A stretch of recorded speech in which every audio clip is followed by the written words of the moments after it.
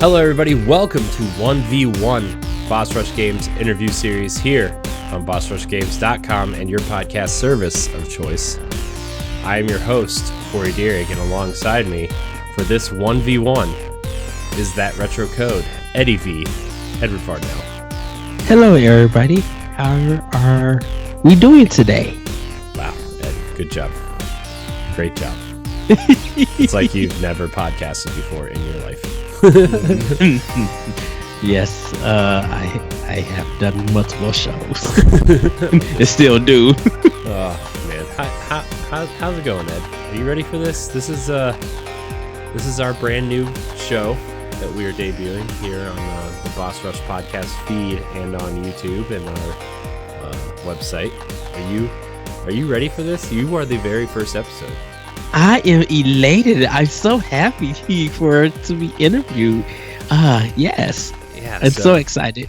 Normally, I think it would be the reverse, where Ed would be hosting and I would just be kind of producing and kind of doing stuff on the side, making sure everything's running smoothly for our guests. But since Ed can't really interview himself, I took it upon myself. Since Ed has become one of my best friends in this world, that I would just, interview him and see where the night takes us. 1v1, like I said, interview show going up on our Boss Rush podcast feed on Fridays, every other Friday for now. And if we get more guests that want to be a part of this, or we, get more interviews or whatever, we'll try to do it weekly. But for now, it's going to be every other week. So our first 4 episodes are going to be Ed, then myself, then Jesse, then Ray. I know Antonio Guillen is another guest that we have lined up for this, and we have a few others. So basically what we're going to do is talk about, how we started making content, what inspired us, and, how we feel as someone who is trying to get their foot in this very, very large space industry that we call the internet. So,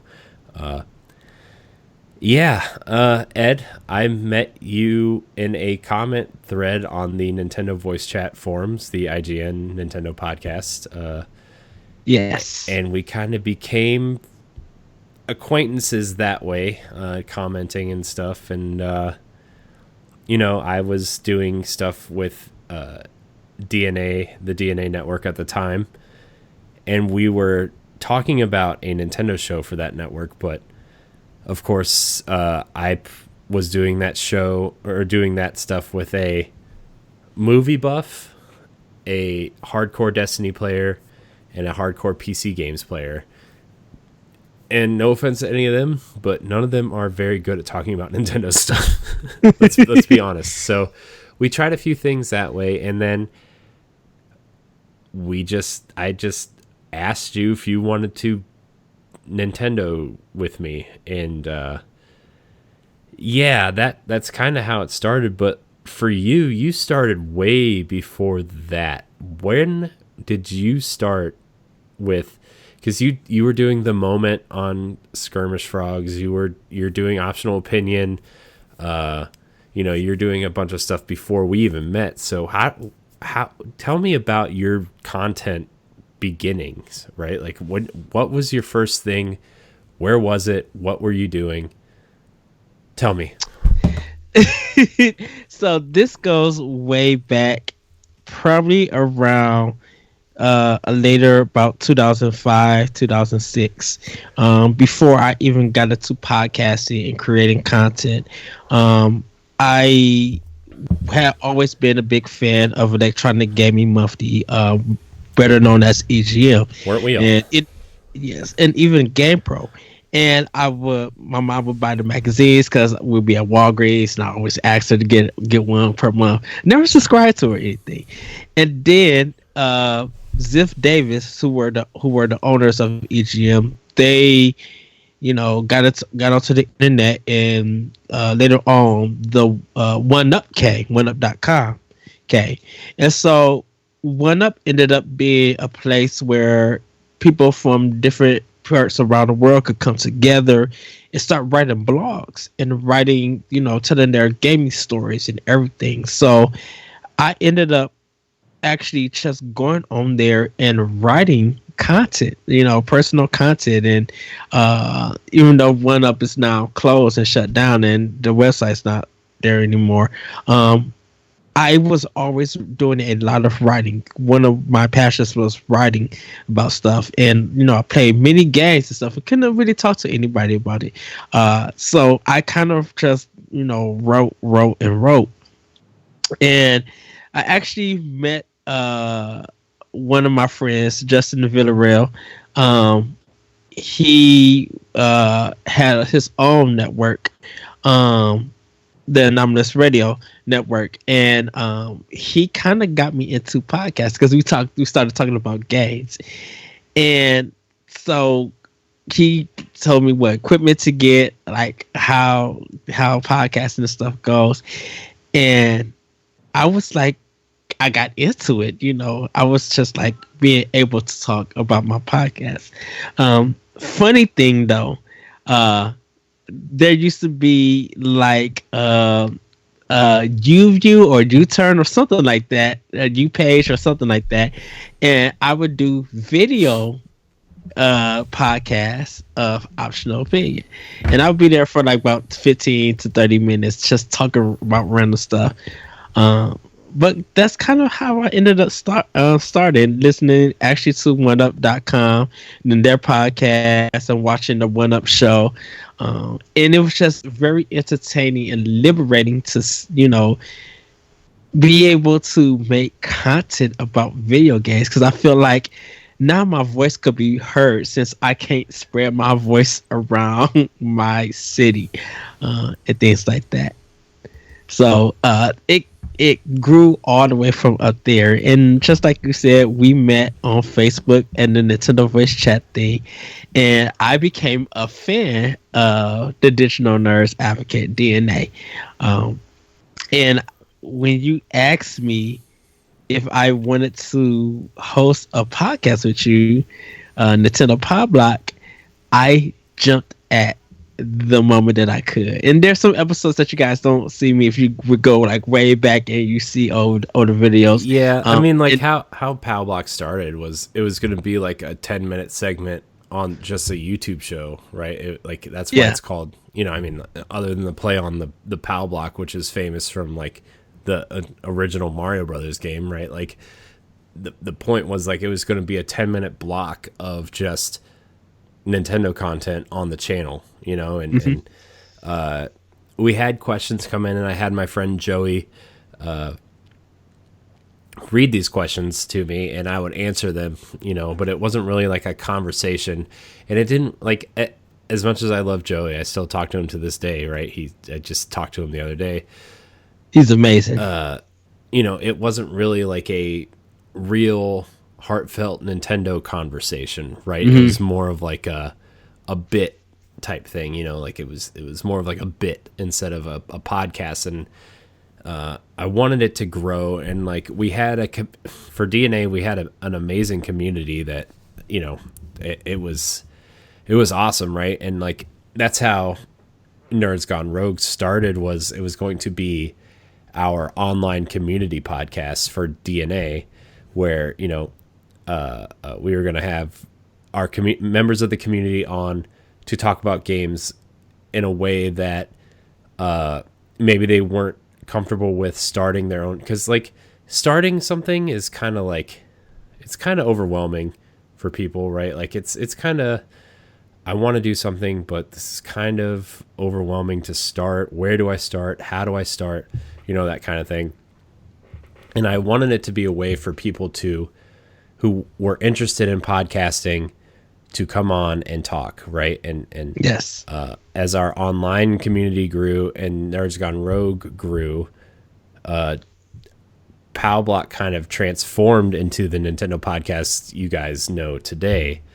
And it didn't start out great, but like, because I mean, Ed and I, when we started, Ed and I had only been talking back and forth sporadically for like a couple weeks, right? And yes. But you know, as it grew, it became what it is now, and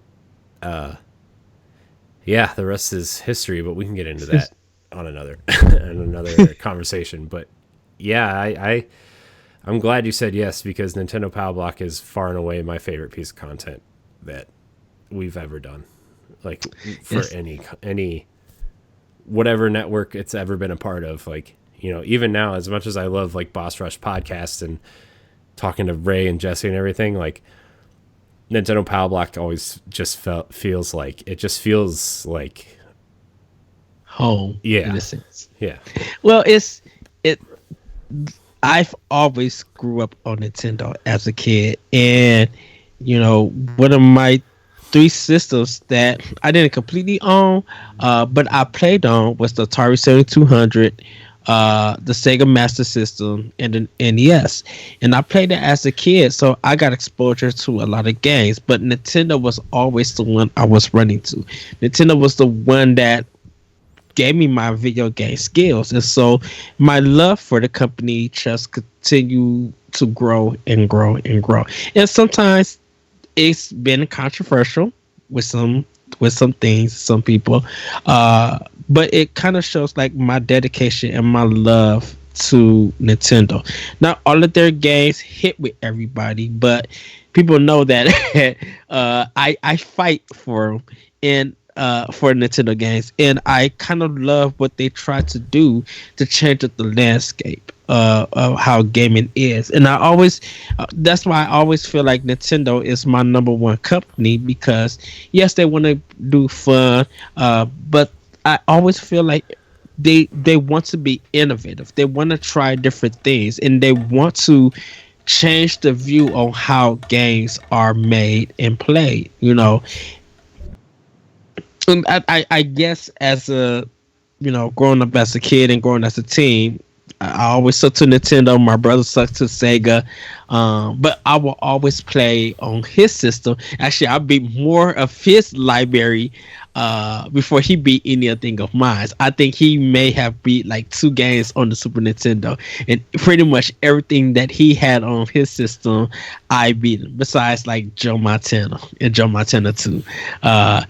But my love for Nintendo just grew, so I think that's why I have a history with them over all the games, and why I kind of love Switch and every system that they came out. Why I love Wii U, why I love Wii, why I talk about their online system, and why people who might find some of my opinions difficult to understand. I would say that.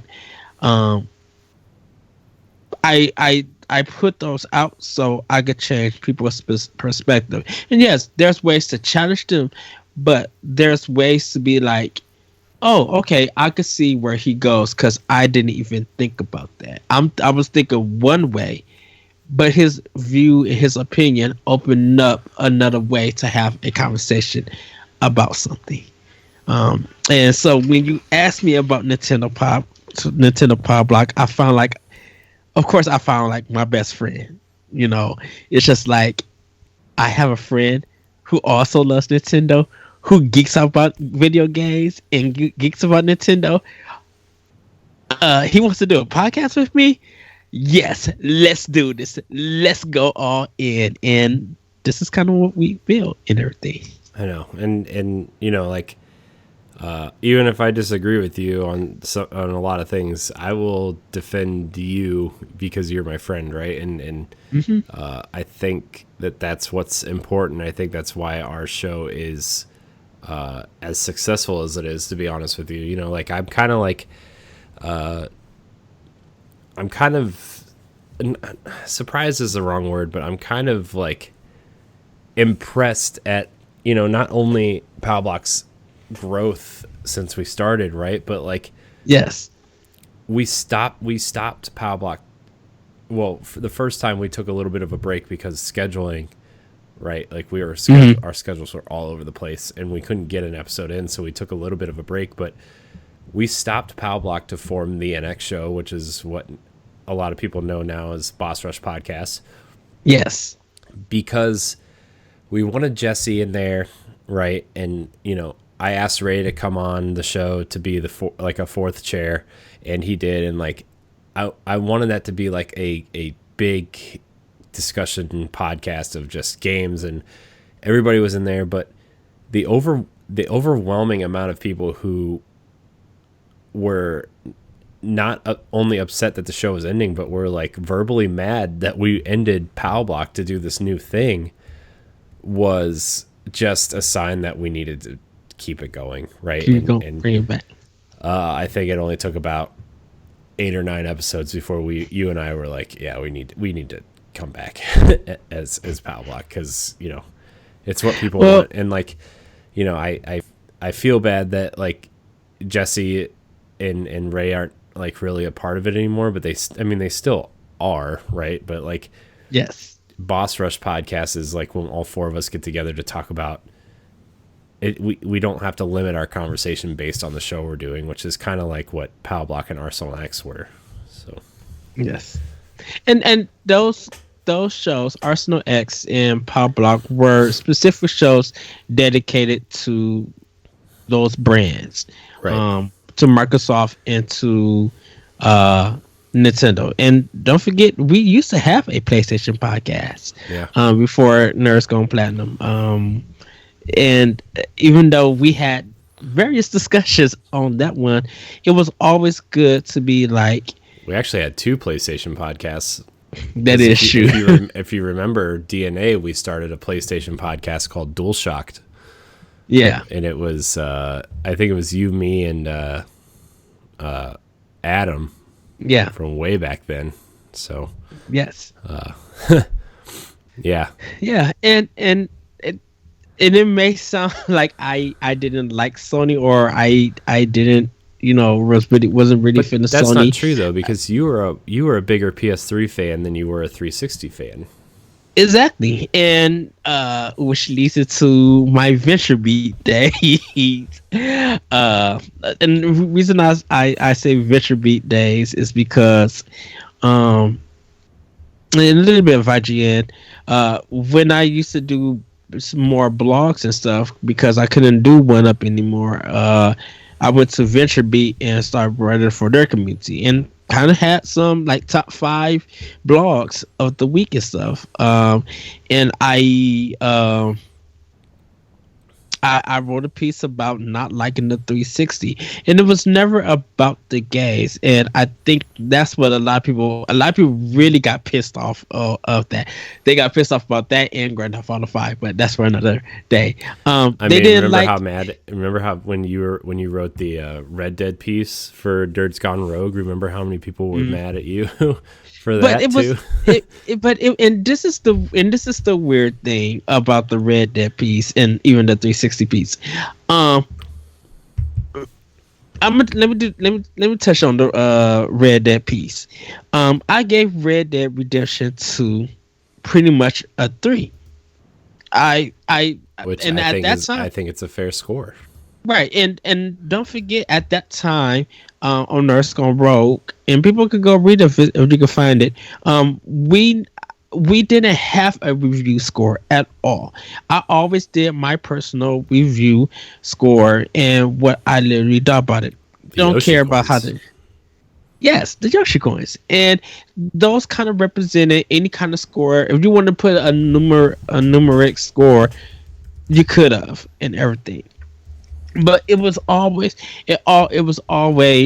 something that I kind of felt like, you know what, I wish sometimes Rockstar would change things up, because some of their stuff feels copy and paste, and a lot of their design feels broken. Yes, they had a beautiful world. Yes, what they did in the intro was kind of nice, but it led to some problems to it that I had to point out. I didn't say that the game was bad or anything. It just didn't live up to the expectations that I kind of hold Rockstar to be like, are you going to deliver me something different, or is this going to be a Grand Theft Auto clone? And pretty much, if you, regardless of sales and everything, if you really look at a lot of people, how they viewed it, they kind of felt the sentiment that I was saying about this game. And even though people were really mad at me about my review for Red Dead Redemption 2, some of them didn't even pick it up. And people who did try it gave up on it. So it was kind of weird to be like, why is my review so, you know, so looked upon as something bad when you guys or gals or gamers or players weren't going to give it a try? In every game that I reviewed and did, I went out and bought myself physical copy, and I would do my best to play it all the way through. When I did my 360 piece on Venture Beat, I talked about the hardware. I never talked bad about the games. I talked about the hardware. And I kind of felt like in that position, Microsoft, yes, you do have a next gen console, but your generation, I feel like their generation really didn't start to the 360 Slim, where after four chips, y'all finally got around to having a stable system.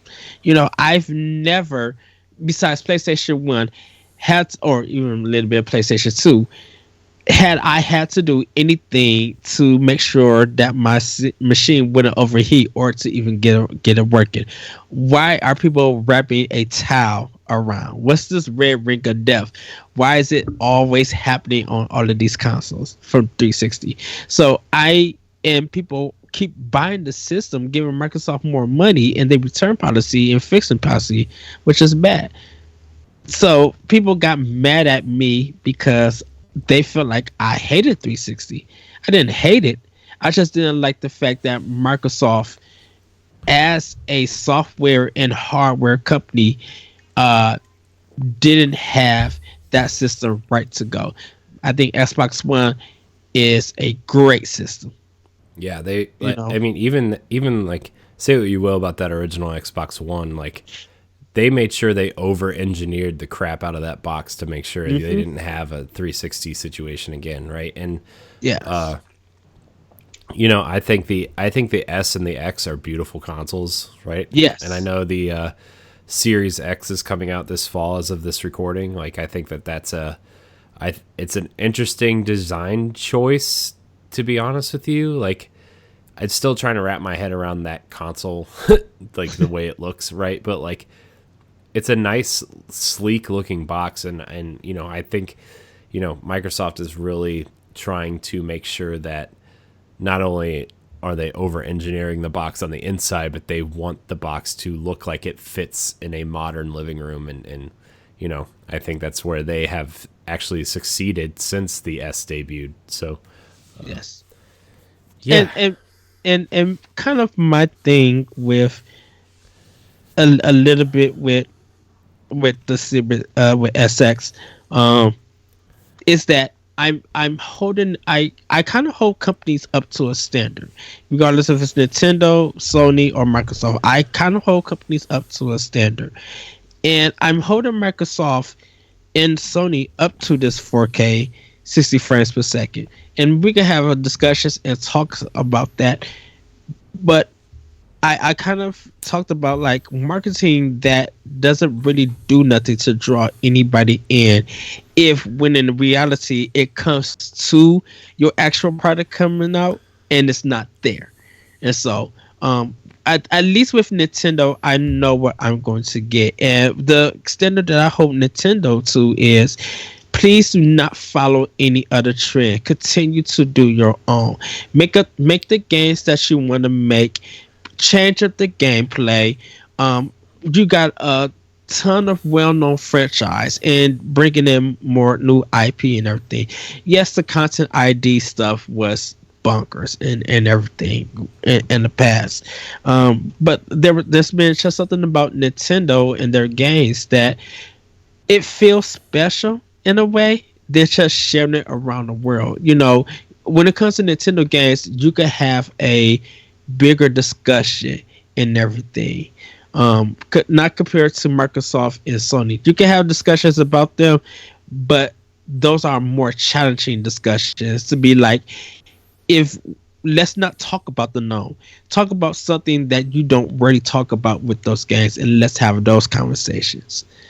Because we can have that with Nintendo. We could talk about the unknown and the things that we found and the level design and like hearing this and hearing that and stuff. And kind of feel like with Microsoft and Sony is that it's a challenge when I talk to other people about that. Mm-hmm. And that's kind of where my writing and everything came, was to not only put up my viewpoint and my look upon things, but give some options to it, which will lead into the podcast.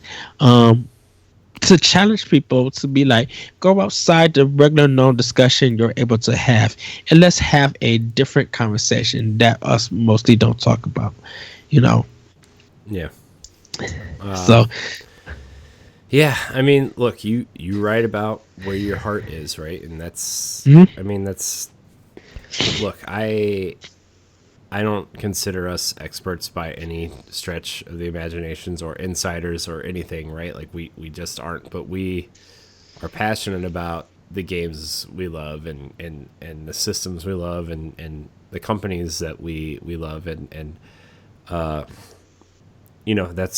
that's why, like, a lot of people used to ask me why, like, I let you write stuff like that. And I'm like, why wouldn't I? Like, who cares? Like, I mean, you're allowed to have an opinion on something. It doesn't always line up with everybody else's. Like,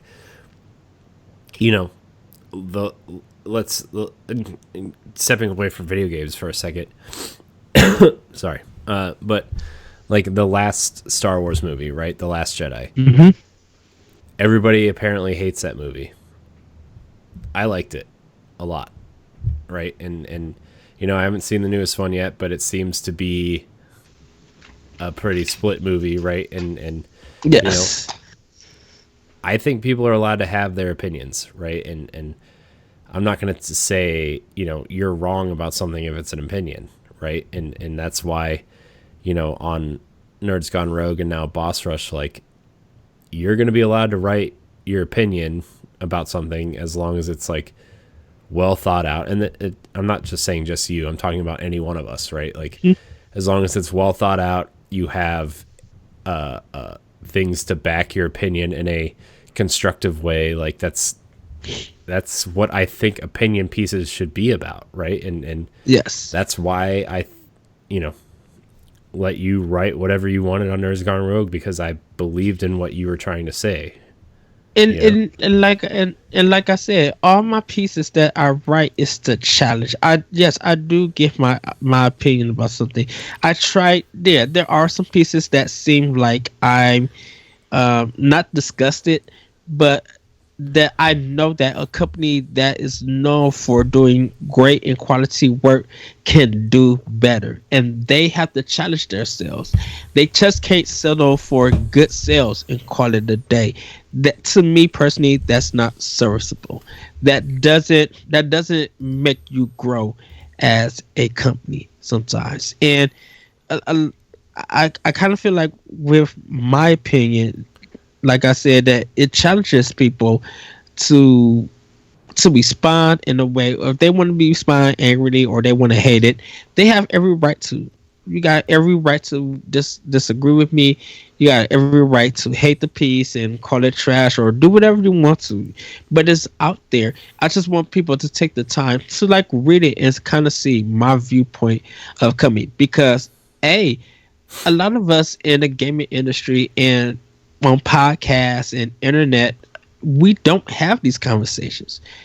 We just don't. We could talk about the greatness of God of War, but then can I challenge you about some things of God of War? Can we talk about is God of War, the new one for PS4, are there shots that really feel like it's coming from a movie or a cinematic?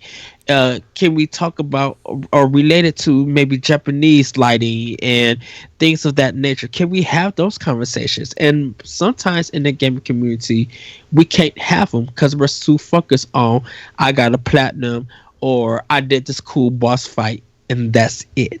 Yeah. You know, um, one of the one of the things that uh, I always admire when I get feedback, whether it's good or whether it's negative, is that people are taking the time to read it.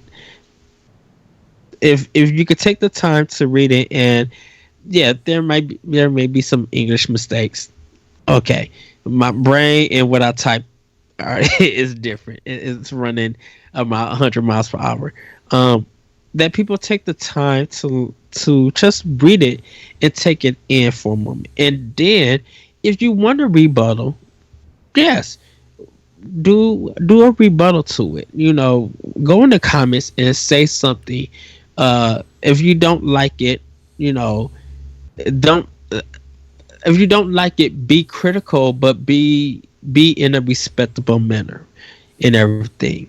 And you always have a chance to write a rebuttal piece to what I wrote, and I will read it and take the time to actually respond to it and everything. And I think that's one of the things that back in the past that people who kind of made these made people who made some remarks about it, they never wrote anything to they never wrote a rebuttal or they never wrote anything on that level of challenge. Hmm.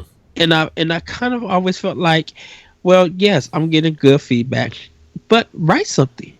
You know, that's kind of what opinion pieces are.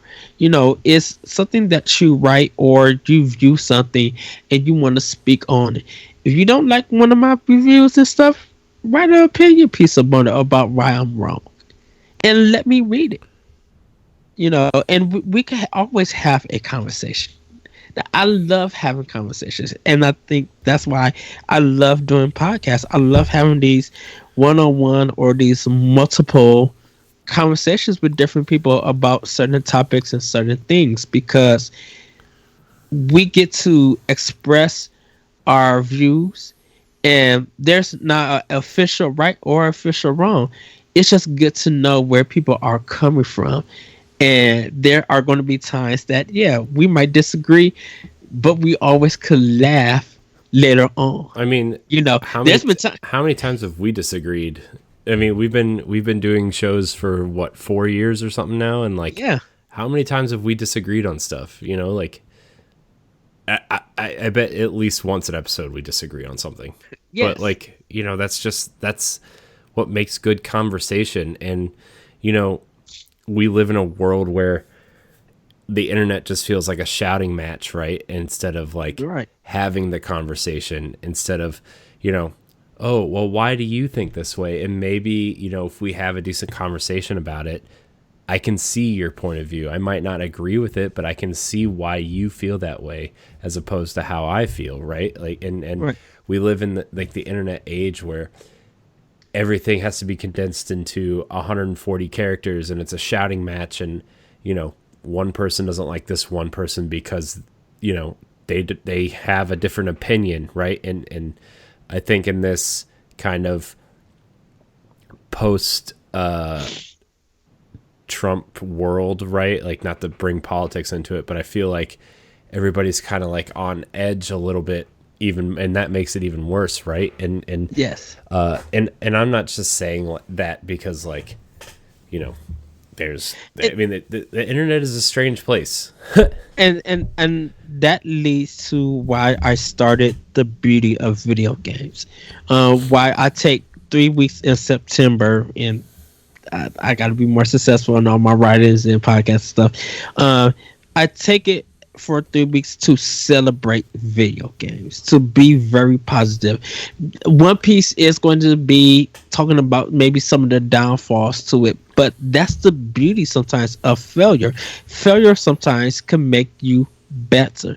You know, everybody said Nintendo, the Wii U was a big failure to Nintendo, but look how they took that and made the Nintendo Switch and how the success came out of that. I think a lot of people are seeing a lot of things what they missed about the Wii U into Nintendo Switch, and I think at that time period, I'm like, if you not saying if you was a true gamer, but if you was a gamer who would give Nintendo a chance and their games, you kind of would have been mad at the developers of third party compared to what the content and how they treated the content on other platforms. Like, you kind of, Watch Dogs was supposed to be a killer game, and it was supposed to, because the Nintendo Wii U version got delayed for long, Ubisoft really thought they were going to make a lot on the other platforms, and so they just threw Nintendo to the side, and Nintendo had a backup with Mario Kart 8. Watch Dogs did well for the 4 systems that came out. I think they did 2 million, but people gave up on the game because what they showed wasn't what was delivered and promised. And you just see Mario Kart 8 racking up sales after sales. On top of, you got a free Nintendo exclusive of Mario Kart 8 at that time. Yeah. You know, I think if Ubisoft would have really treated the Wii U version like the other 4 and just brought all 5 versions out, I think people would have got the Wii U version along with Mario Kart. You know, and they would have been like, oh, they really made a decent game, and their 2 million, I kind of feel like would have jumped to about 4 or something million. You know, but it was what it was. But yeah, the beauty of video games, I just feel like I want to celebrate the greatness between Microsoft, Nintendo, Sony, PC, mobile, different genres. Just like taking the time to not be so critical or be so negative, but to be happy about everything that we get from them and everything. And having guests on it, you know, you have guested on Optional Opinion about it, and you actually gave the eulogy on one of them, and it was just good to have that one-on-one talk about why we love games. Yeah, and stuff. Yeah, and we did the episode on Roller Coaster Tycoon a couple months ago. Yeah, that you can actually see on Boss Rush Games right now. It's you know, it's yeah, it's a weird place, this internet, and somewhere that, you know, I hope that we can make better by being positive and having the conversations and stuff, because there's so much on the internet that is, you know, not good. Not saying there's not good on the internet. I'm not trying to say that, but like, I think a lot of people, when they think of Twitter, it's overwhelming. The negativity that they think about is more overwhelming than the positivity. And I think that, you know, that's why on Boss Rush we're saying play games, be better, right? Like just trying to be better. So and I've even when people disagree with me, you can see a long yas comment, or you can see me showing love. And even if it's a game that is not suitable or it fits my thing, if you platinum, if you got the achievement, if you got the physical version, if you post it up, I'm celebrating it because you got something that you worked hard for and that you love and was excited for. And my love is always going to be there. We can have conversations to disagree about anything, but if you put up Bloodborne 2 and just be like, I got the collector's edition, you see love and yes. And my thing is, have fun with it, enjoy it, take it in, and like really dig in and just get something out of it. That is what I love, and I will always be supportive about that. Yeah. and you know, that's why, you know, over the years, I've I've I've tried to support you. You know, like I think I've done an okay job at that. There's some instances where I wish I would have done a little bit better in that regard, but you know, I think for the most part, like, you know, I'm trying to support your ideas. You know, even if I don't agree with some of them. You know, like and I think that's what makes good content. So Yes. well, Ed, we're gonna switch gears a little bit here. It might get a little personal, but it's okay. That's what this is for. That's fine. You know, the internet, especially in the video game space, until, you know, very recently, has kind of been a let's just say there's a lot of straight white dudes on the internet talking about video games. As people, if you can't tell by looking at me, if you're watching the video, I am a straight white man. Edward, you are not. Yes. How has that affected your content creation? Do you kind of put, you know, who you are and everything like into your content? Is that something that you feel you need to do? Is that something that you feel you do naturally? Like, tell me a little bit about that. I think it comes out naturally, because to me, first of all, I would say race doesn't matter to me. If you're a person who loves games, let me rephrase that. Race and gender doesn't matter to me. If you love video games, and even if you don't like video games and stuff, I love putting the content out there if you're interested to hear it. When I put myself in it, you know, it's a natural thing.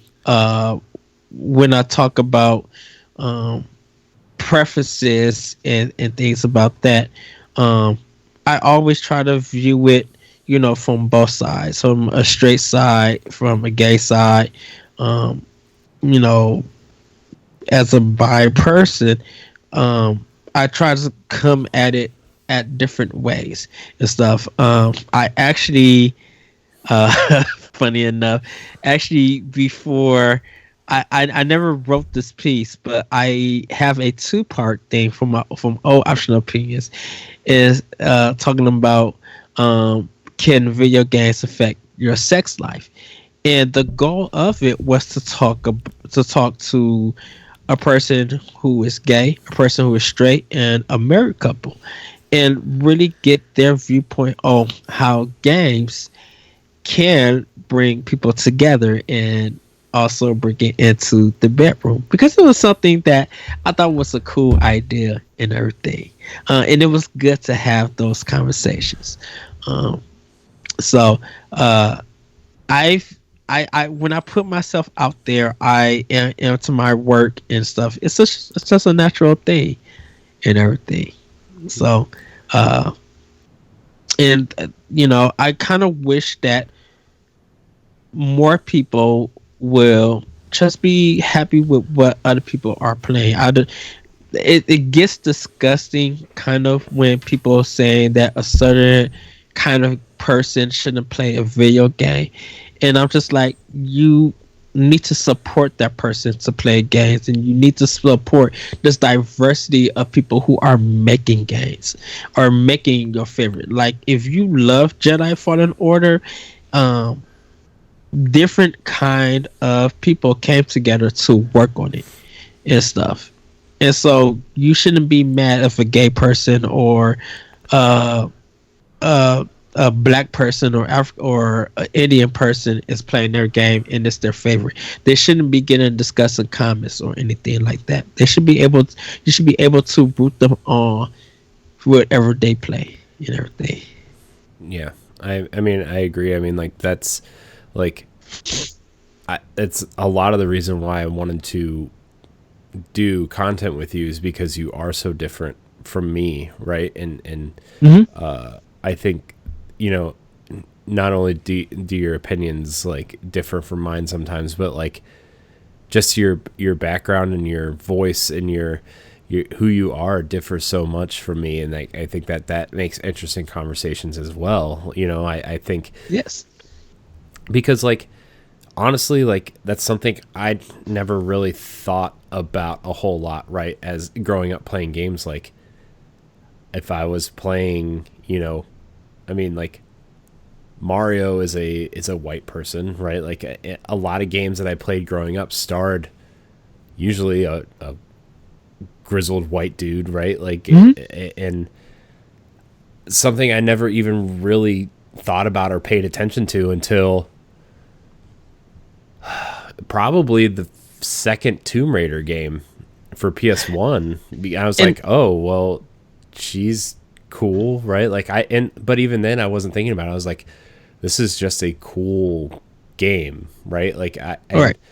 you know, I mean, look, as a teenager, we all go through that where we're like, you know, oh, boobs, you know, like, or like, you know, whatever you're into, you go into that and you just kind of like, because your hormones are flying and whatever, you're a teenager. It's typical teenager stuff, right? And Yes.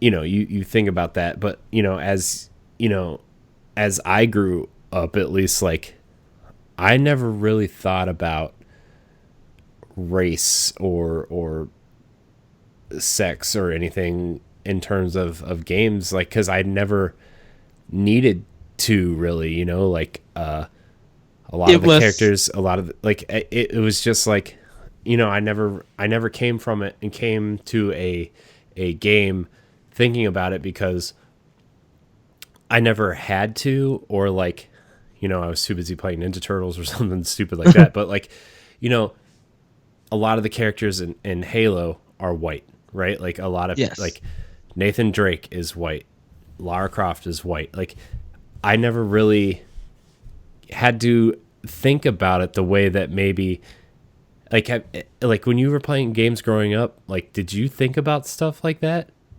I've never thought about it because as a kid, games came from Japan. And so they had to make characters that was going to fit into that game. There wasn't a lot of Western developed games unless you were playing PC. Um, it didn't really get into the PS1 area and a little bit later on until we got more games from America, more games from UK, more games from Australia, Brazil, different parts of the country, Africa and stuff, where because of the advancement of technology, we're able to tell different stories, have deeper themes, and be able to express more. When it came to video games, you had two choices. You had your console and you had your arcade. Your arcade, you were limited to how much money you have or your tokens. Um, who you were playing with because there were various skills.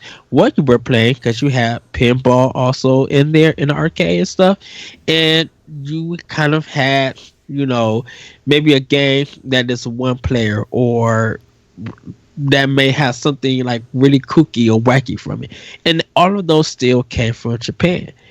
And so race and gender and stuff really never really played a part because you were trying to survive on a token or you was trying to get a high score to put your name in. You was trying to better your skill. So you was doing other things that you as a player was trying to achieve. Definitely for me, my thing was I want to beat the game. So yeah, I did some cheat codes for some stuff. I'm a kid, to see. But Game when Genie. Game Genie is another one of them. But then I really started to challenge myself and it was just like, let me play this whole game fully through. And there were games that I put fully through. Rygar I played on the NES in one city. Bionic Commando, Sonic the Hedgehog 1, Sonic the Hedgehog 2. There was a lot of games. The original Mario Brothers, the Lost Levels on Super Nintendo, playing different kind of role-playing games and stuff, getting my feet wet in just different genres and stuff. I was challenging my skill and trying to see where it could take me, and wherever it took me, I want to learn more to get farther. I think now in this modern age of gaming, scores and stuff kind of is still there, but kind of went away to kind of fill in the background. Um, and it's all about connecting with what those developers are trying to speak to you. Um, I argue. I don't argue. I talk about the Last Guardian and why I think it's one of Sony's uh best PlayStation game that I ever played, with Heavy Rain falling underneath it. God of War and Horizon also. Well, The Last Guardian, Horizon, God of War, Heavy Rain, and some of the other first party titles. But I think The Last Guardian just captured something about playing that game and really spoke to me, where I could just sit back and marvel at this connection, this relationship, because this felt like something that nobody was doing. And it's kind of probably been in other games, but there was something about seeing Chico jump out the water and just shake his whole body and everything, and you just treated him and rubbing his head and stuff, and just really feeling for him. And nothing about it felt cinematic. Everything just felt like connection. And this, and of course, I always call Team Eco Sony's Nintendo company, because they kind of did something different where all their other companies weren't doing, you know. And it just really spoke to me. And I think when games really speak to you, really have something that talks about this adventure and how it just resides in you after it's over. Games nowadays are really trying their best to do that. If you are a person who's going to be connected to that and stuff, if you want to draw meaning and take something out of it, and I think that's why when I do optional opinion, or and when I do a writing piece, and maybe I'll talk about relationships, bisexuality and gender roles, and various characters, favorite women, and that I love in gaming and stuff, is that their connection and their impact has done something on me. And it's good that I get to be able to express that. Yeah. I was just, like, it's good to, like, hear that from you, just because, like, it's something that you and I never really talked about. Mm-hmm. But it's also something I really never felt we needed to talk about, just because, like, honestly, it shouldn't matter, right? Like, right. all that shouldn't matter, but in the world we live in, it doesn't, it matters to people that it matters, right? But, like, if everybody just normalizes it, like, I feel like we normalize it in a way because we don't talk about it, but it's not like we don't talk about it because we're ignoring it. We just don't talk about it because we know who we are, and, like, it just doesn't matter, you know? Right. Some people have a thing about, you're supposed to be this type of gamer, and if you're not, I'm going to just throw opinions that differ from you real hard and stuff. Everybody always remember, if you are buying the game, that's your game. That's your money that you use to it. No one can take anything away from you. Even if you're paying stuff on Game Pass, no one can take nothing away from you. So if you get discouraging opinions about what they view you as a gamer, continue to be a gamer. Continue to enjoy what you want to enjoy and have the fun that you want to have, because their words really hold no power over you or on you. Because guess what? I could say anything about Grand Theft Auto and about people who play it, but guess what? If you pay $60 and you're gonna continue to pay $60 for the Grand Theft Auto series, do you and stuff. My viewpoint is not going to change anything about it. Who cares? like I always say, we can always have an argument about something, but the next week or pass down the line, we won't even be thinking about it. So, if anyone who says some disgraceful things about you being a gamer and what you love to play and what you love to enjoy, continue to continue to do you. Like I said, continue to buy the games. Me and Corey, we love the games that we love to play. He's heard me being kind of like disappointed in Destiny, you know. Well, But we're all but disappointed in Destiny sometimes, but that's but a different story. but well, but the thing about it is you had love for Destiny, and you are so equipped to it. So I came to you to have that option opinion, to have that discussion, because I wanted to learn, because I felt like personally for me, I'm missing something that I'm not getting. And I think the disappointment that happened with Destiny with me is that it felt like a washing machine game that it just kept doing the same thing over and over. When I got the weapon, a melee weapon, I enjoyed Destiny more. And I think that's kind of what happened, that if they would have changed things up in Destiny in the first one, I think I would have liked the game better. Now I love Destiny 2. I think Destiny 2 is way better. There are some washing machine moments, but they added enough to it that I can find this acceptable and enjoyable and jump back into it whenever I want to. You know, I did buy the Shadowkeep DLC. I think I did. Yeah. And I can't wait to play it and everything. You know, it's weird because me and Corey will talk about Destiny, and the next thing you know, dude, I just played Destiny and the shooting feels good. you know, Yeah. you know, and that's kind of how, when I look at social media, when I put myself on Facebook or I put it on Twitter and everything, regardless of people react to it, whatever, I'm happy that I get to put that content out. I'm happy to talk about a game, whether I like it or not. Pick out these things, because I try my best, and sometimes I got to tell myself, just don't see the negative in things. Always see the positive. Have your pros and have your cons, and always be respectful against other people who want to say anything that they disagree about you, because I'm still going to love a person. I'm still going to respect the person. I don't pay your bills. You're not my child. I'm not your parent. I didn't raise you. You far away from anything that where I'm at and what I like to do. So, but I could still go out and show support and show love and stuff. And so when I see people just on social, sorry about that. When I see people on social media just attacking other people, it's not cool. It's not right.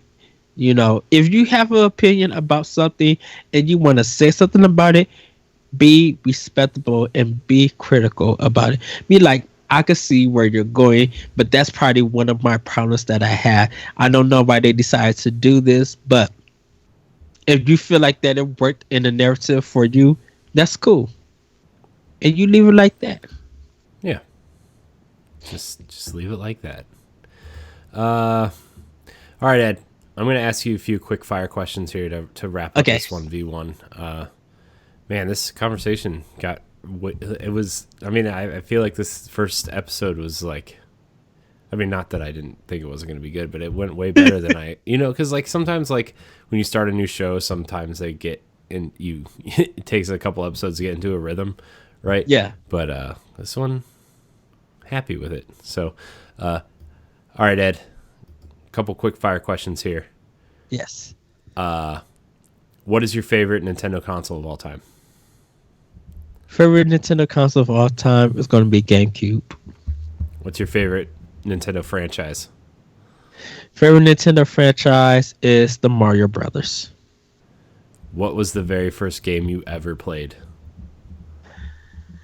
Very first game that I ever played that I can remember is Pac-Man on the Atari 2600. Ooh. 7200. Oof. What is the worst game you ever purchased? Grand Theft Auto 5. Ooh, ouch.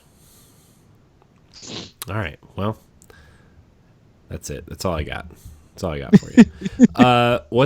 What's the one thing you want to accomplish in the content that we're making right now? Um, the one thing I want to accomplish in the thing that we're making, um, I just want to continue to be exciting and not only new to us who are making the content, but new to everybody who is watching. I think it opens horizons. It better us as a gamer, our skill, um, and even if it doesn't work out for us, we hope that people tune in, laugh along with it, but also celebrate it because we, as the content creators, came together to make this content for your viewing pleasure. Nice. The last question for the show. What's your favorite piece of content we've ever done? Oh, our favorite content that we ever done. I always come back to E3, regardless of what showing it is. Whenever we get together and we talk about E3, it's always good to get excited with you guys about the new announcements and the reactions and this conference was this, but also be like, oh yeah, they had some cool games or they snapped or something, and doing that along with you guys is so much fun. Definitely the Nintendo Directs also got to include that because I still think the Nintendo Direct that revealed that Doom and Wolfenstein 2 was coming. Like I was I wasn't mad that I went to Milwaukee for a concert, but I wanted to do that Nintendo Direct reaction with you so badly because the level of hype and energy we both have was just like, what? What, can you believe this? Wait, what? Like yelling and watching it, it's just and going crazy with other people around the world, but coming together to be happy and just be like, dude, the amiibo, this is coming out. Doom and Wolfenstein 2 hitting the Switch, and just seeing how we all come together and stuff. That's always my favorite time of doing content with everybody. Nice. Well, Ed, this is usually the part of the show where we would ask the guest to plug their stuff. Is there anything you want to say or plug or do just to get it out there and make sure people are listening, even though we're kind of doing it all already? Yes. So everybody, I do a one-man podcast called Optional Opinion. You guys can check it out on SoundCloud, iTunes, other podcast apps. Do check out some of my past episodes and look forward to some new episodes. And to break down what Optional Opinion is that I normally take a topic that we normally don't talk about in the video game industry or on different podcasts, and I try to give my opinion about it, but while giving those opinions, always try to bring options to it. I always have some nice music interludes from around the world, from different people, from different games, and I do have some episodes that I have guests on it, and we try to have a open, free discussion. There is never no judgment. It's always laughs. It's always a good time, and if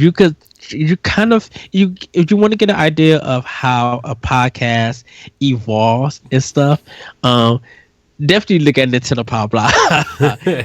Look at our younger our content and look to now, because I think, and we talked about this even on Boss Rush and other podcasts, is that when you do a podcast or when you're doing content, it has to grow.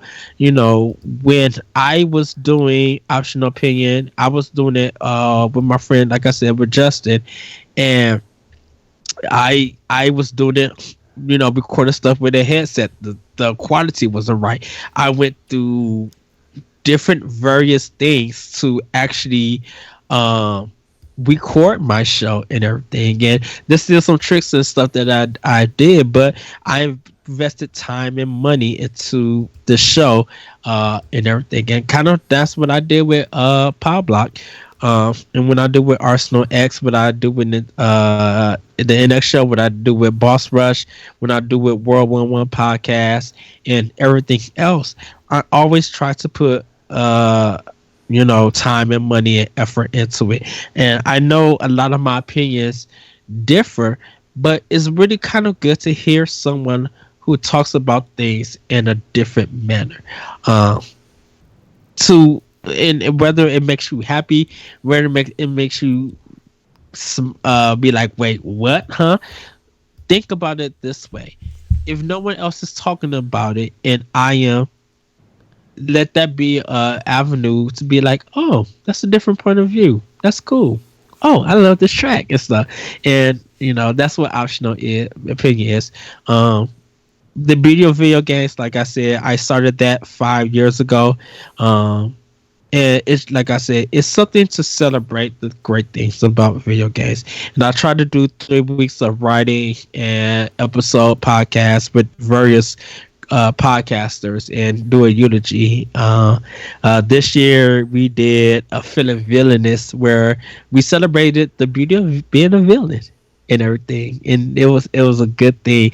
Jesse Douglas, my co-host on Boss Rush podcast, he delivered the eulogy and did a fantastic job. So, and then there's other people on there and stuff. So, and then just check out some of my writing here on Boss Rush now. If you could still find any work that I did on Nerds Gone Rogue, you can find it there. I'm trying to start. I'm trying to bring back Hit 'em Hard, which is me taking a game and playing it on a hard difficulty for 5 levels. Hopefully Mixer is working now, so I can get back into doing that. And there's also a retro show that I'm trying to bring back, or I'm trying to do, playing some arcades and old retro games and delivering them out. If you guys are interested, we have me and Corey. We did Pod and Play. You can find that on YouTube. Nintendo, our indie showcase, where we talk about and showcase indies and stuff. I'm trying to get those classic episodes up on the YouTube channel. If you are subscribed to Boss Rush's YouTube channel, and you're wondering why there's old content going up, don't worry. There's gonna be a big word that says classic content across the top. It's just, I'm trying to get our old content, all the stuff that we've ever done as a group, on various platforms there. So Yeah. And you guys can hear me on World 1 podcast on podbean.com. I co-host that with Larry Giver, Joshua LeGroux, Kathleen Johnson, Dylan, and some other people. We come together. We talk about video games. I used to be the host, but now I'm the co-host. I switch, and we just love coming together, having our discussions. And I think I talk a lot on that show because everybody sometimes disagree with me on things. I think people just think you talk a lot anyway. Well, but, yeah, that's what I'm doing. Podcast would suck if you didn't talk, right? Well, it's very weird. Sorry, this is the personal thing. As a kid, that I really didn't have too many friends, and when I walked around, I always had my head down, and my head was in books or in video games, and I was really silent. So to have this opportunity to podcast and speak about things and talk a lot, I think it came from that. I believe. But yes, I love gaming. I love everybody, and I love making content. So I hope you guys would check that out. And if not, it will hopefully it will always be there for you guys to check out. And I'm proud of the work that I get to do. And I'm proud of the work I get to do with this diverse team of gamers and content creators. So, well, Ed, like I said, you are one of my best friends, and I love doing this stuff with you, and I'm glad we're starting this new content, and it's going to be a wild ride. I think 2020 is going to be a big year for us in general, and I think it's going to be fun. So yes. Yeah. Anyways, I want to thank everybody for watching and or listening. Remember, you can find us on YouTube at youtube.com/bossrushgames. You can follow us on Twitter at boss_rush_games. You can find our Facebook community at facebook.com/group/bossrushgames. We also have a Facebook page. You can like it there. And everything that you could possibly want to subscribe to, you can go to bossrushgames.com/subscribe for our podcasts, our YouTube channel, our social media stuff. It's all right there at bossrushgames.com/subscribe. Download the Boss Rush podcast, download Into the Pow Block, download Standard Definition. Those are our 3 major platforms and 3 major podcasts. Check out our future content. And until next time, this has been 1v1. Thank you, Corey, for having me on this episode. Yeah, okay, thanks, Ed. And thanks for everything. Bye, everybody.